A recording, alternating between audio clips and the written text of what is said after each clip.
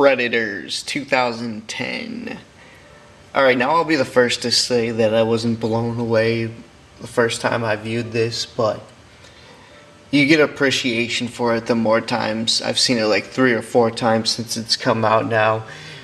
The more you understand the characters and the flow of the movie, and they brought the franchise back to its roots, into the jungles again.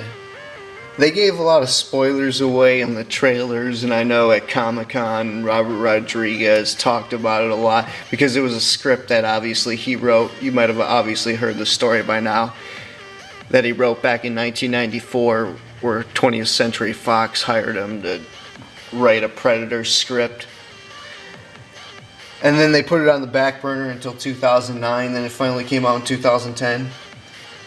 It's great characters, but I just think the casting was a little off, so like their performance weren't always believable. But let's just start off all the things that I like about it and go over the movie now. They open up with a 20th Century Fox logo celebrating 75 years. And then it starts off with, no one even saw this coming. The first time I saw this, I just laughed like, it's Adrian Brody falling out of the plane from space. And you're like, no wonder why they put this script on the back burner or didn't greenlight it. And then you like how Danny Trejo, who plays the Mexican drug cartel character, he has like the 2 automatics already in his gun, and his like parachute doesn't even go off. He just slams to the ground like 100 miles per hour, probably even faster than that, and just gets up ready to shoot. And then it's like the machine gun meathead. Some of them are just too much of a mockery. Like the first draft was done by Robert Rodriguez, and then it was rewritten by 2 guys to what it is today.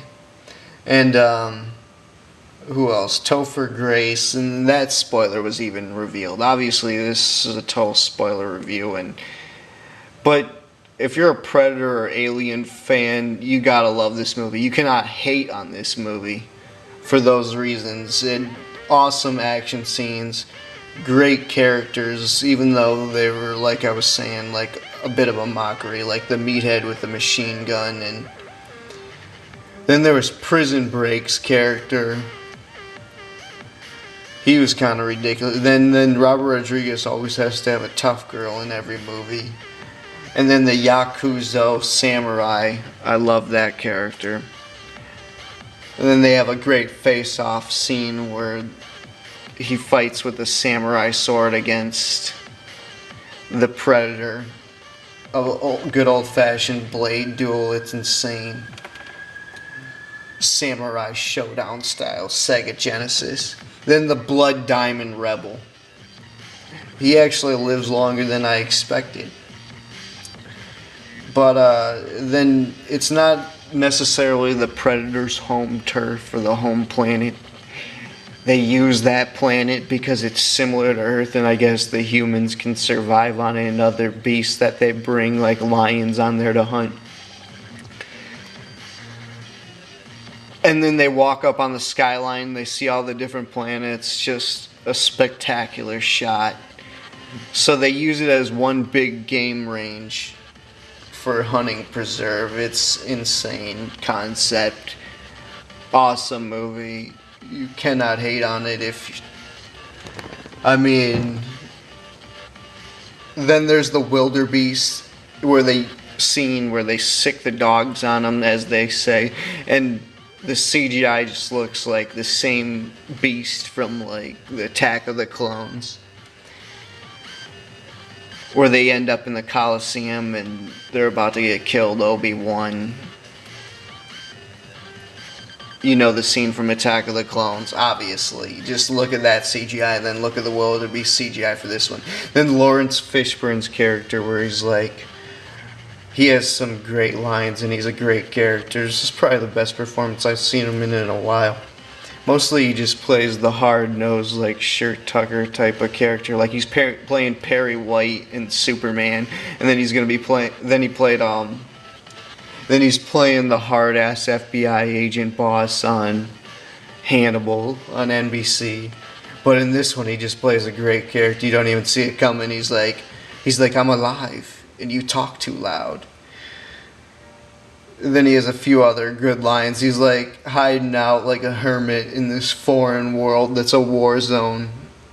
Just classic. Then the whole end of the movie is just subtle, great action and great script writing where it's just the game between these predators and the old school predator that they describe as a wolf and the old school one that they describe as a dog, then the new school one that they're having a blood feud that they describe as a wolf. And there's some great scenes, and instead of the body heat and covering up with mud, he uses fire. Then it's the samurai versus predator scene, just insane. And then this prison psycho gets his spine ripped out, and then it's just an amazing shot where the predator roars. Oh my god, I'm going to watch this movie again. I swear to god I am. And Adrian Brody ends up hacking up the predator, and it's like glowing green blood. It's a vicious scene. Absolutely love it. Then for the ending, even though the girl is like half paralyzed, she ends up carrying Royce off as more parachutes get dropped in for a new season of hunting. And you're like, this is...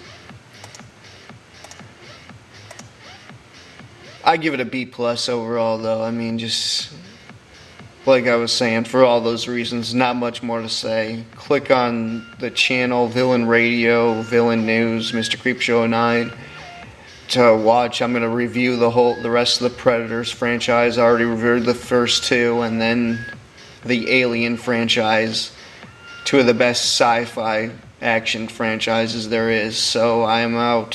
Thanks for watching.